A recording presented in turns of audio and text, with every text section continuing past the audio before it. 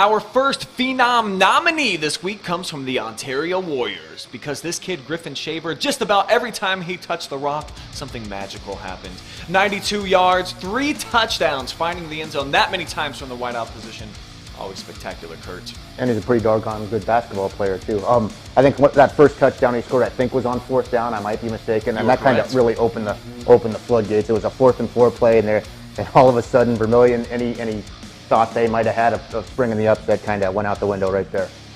And just the many playmakers that they have on the Ontario offense, but this kid stepping in for the first time, had never played football before. Eric, really impressive stuff. No, and this is why you want your basketball players playing football.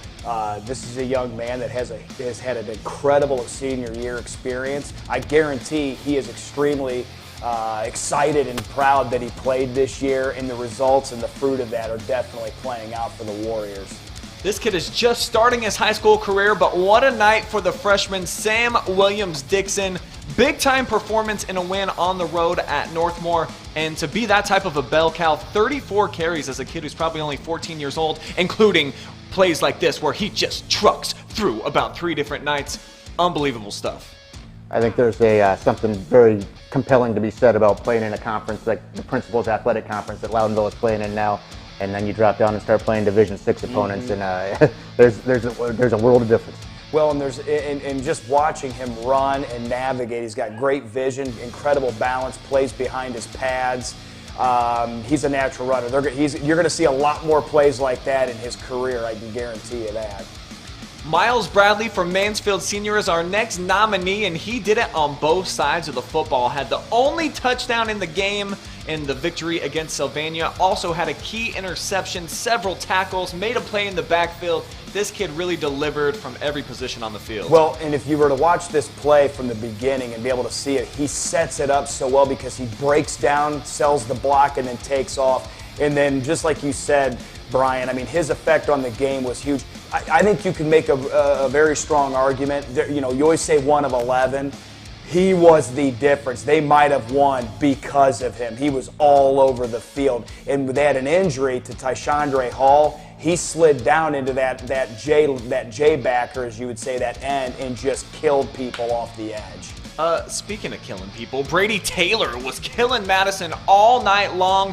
3 catches was all he needed to score 3 touchdowns, over 100 yards on those receptions, and they only handed it to him 1 time. That's all he needed to, because he broke loose for 6 on that one as well. Just a perfect, flawless performance. I'm not a mathematician, but 3 catches and 100 yards. I'm pretty sure that's about 35 yards a reception, and then 1 carry for 77. That's doing the job. Yeah, super dynamic playmaker. Obviously, he's got the vision and the speed here. Anytime you can make 1 cut and then be gone, it's just a special type of kid to hand the football to. Yeah, no doubt about it. When you have the ability to score from anywhere on the field, you scare the life out of the defense. And he's also got great hands. Look at that body control to keep it inbounds. Brady Taylor, well worthy of being a nominee this week.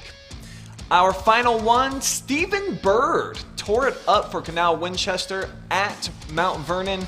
4 rushing touchdowns, so he certainly had a nose for the end zone, and he tarted the rock a whole bunch of times. 122 yards for him. They fell behind early, but then this kid got it going. He's got some wheels. He had some stamina too as they kept feeding him, and he got it done. Well, and I know that league that they play in down around Columbus. I mean, they're playing really tough competition. Mount Vernon, the graduation hit them tough from 2020's graduation. So now, they're reeling from trying to figure things out offensively. But this young man obviously had a night to be remembered, and then now he's somebody else's problem next week. Yeah, I heard a Mike Kerr interview on the radio, Mount Vernon's coach, and he said they just didn't have an answer for that kid. So those are your nominees, Friday Night Phenoms for Week 7 Playoff Edition.